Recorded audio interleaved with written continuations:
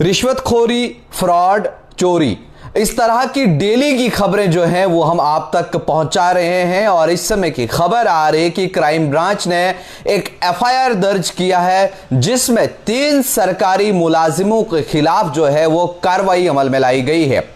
आपको जानकर कि बड़ी हैरानी होगी कि जिसके अंदर एक टीचर है और एक जम्मू कश्मीर पुलिस के अंदर काम करने वाला शख्स है और उसके अलावा एक आंगनवाड़ी वर्कर है जिन्होंने डॉक्यूमेंट्स में गड़बड़ की है और उस तरह से उन्होंने अपनी सरकारी नौकरी हासिल की और सरकारी नौकरी हासिल करने के बाद इस सरकारी खजाने से लाखों रुपए की तनख्वाह जो है वो अभी तक ले चुके हैं, लेकिन इनके ऊपर अभी तक कोई कार्रवाई जो है वो अमल में नहीं लाई गई। किस तरह से इन्होंने ये जॉब्स को पाया, किस तरह से इन्होंने सरकारी नौकरी हासिल की और उसके बाद आज क्राइम ब्रांच को जब ये पता चलता है और कुछ शिकायतें जब मौसूल हुई थी और इस पर पूरा इन्वेस्टिगेट इस तमाम चीजों को किया गया तो पता चला कि इन लोगों ने जो है वो फेक डॉक्यूमेंट्स लगाए थे और इस तरह से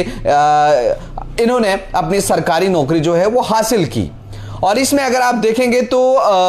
क्राइम ब्रांच ने जो केस दर्ज किया है, एफआईआर इस पे जो है वो दर्ज हो चुकी है। इसमें ये 1995 की बात है, 1995 में ये जम्मू कश्मीर पुलिस की नौकरी हासिल करता है और उसमें भी ये डॉक्यूमेंट्स कुछ फेक देता है और या तो अपना असर रसूख वो जमाता है या बाकी चीज़ें हैं या कोई बाकी पॉलिटिकल से उसका जो है वो लेन देन रहता है, वो असर रसूख दिखाने के बाद इन लोगों ने जो है कहीं ना कहीं अपनी नौकरी जो है वो हासिल की। और इसके अलावा एक टीचर हैं जो कि आरएसपुरा के रहने वाले हैं, उनका भी इसी तरह का मामला है। उन्होंने भी जो है वो अपना फेक डॉक्यूमेंट्स दिया है, उन्होंने भी जो अपना जो रेजिडेंस सर्टिफिकेट उनका रहता है वो पीआरसी वो भी उन्होंने अपना फेक जमा करवाया इस डिपार्टमेंट के पास और डिपार्टमेंट को देने के बाद उन्होंने नौकरी तो हासिल कर ली, लेकिन एक शिकायत उनके वहां से भी एक मौसूल हुई थी डिपार्टमेंट को कि आप इसको देखिए कि ये शख्स किस तरह से नौकरी हासिल कर रहा है, इसने कहीं ना कहीं फेक डॉक्यूमेंट जो है वो दिए हुए हैं। और जब ये देखा गया तो वहां पर भी ये चीजें जो है वो सच सामने आई और ये बात 2004 की है। आप देखिए 1995 से लेकर के 2025 तक तकरीबन 30 साल बीत गए। 30 सालों में इतना भी पता नहीं चला कि ये फ्रॉड कहां पर हो रहा है, किस तरह से आए, सरकारी खजाने से तनख्वाहें निकलती गई, उसकी ट्रांसफर्स कितनी हुई होंगी, वो कितनी जगहों पर पोस्टिंग रहा होगा, क्या चीज थी ये, क्या मंशा लेकर के आया हुआ था और पुलिस महकमे के अंदर अपनी नौकरी उसने की है। और उसके अलावा एक टीचर जो इस चीज का सबक देता है, बच्चों को अच्छा इंसान बनाने की जो है वो वहां पर ट्रेनिंग देता है और उन्हें करप्शन से, बाकी चीजों से, गंदे कामों से दूर रहने के लिए, उन्हें एक अच्छा इंसान बनाने के लिए, उन्हें एक अच्छा फ्यूचर देने के लिए वो किसी इंस्टीट्यूट के अंदर जो है वो जाता है। लेकिन अगर वो खुद ही फ्रॉड करके वहां पर आया होगा तो उन बच्चों का क्या होगा। और इस तरह से आरएसपुरा का ये रहने वाला है जो टीचर है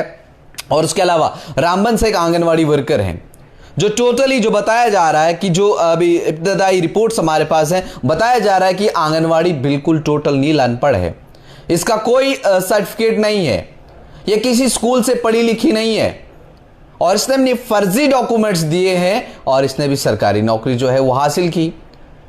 लेकिन अब समझने वाली बात यह है कि इस समय मरकज के ज़ेरे इंतजाम जम्मू कश्मीर चल रहा है, यूटी है इस समय, और हर दिन हम आप तक ये खबर पहुंचा रहे हैं कि फलां जगह पे कोई मुलाजिम पकड़ा गया रिश्वत लेते हुए। आज क्राइम ब्रांच ने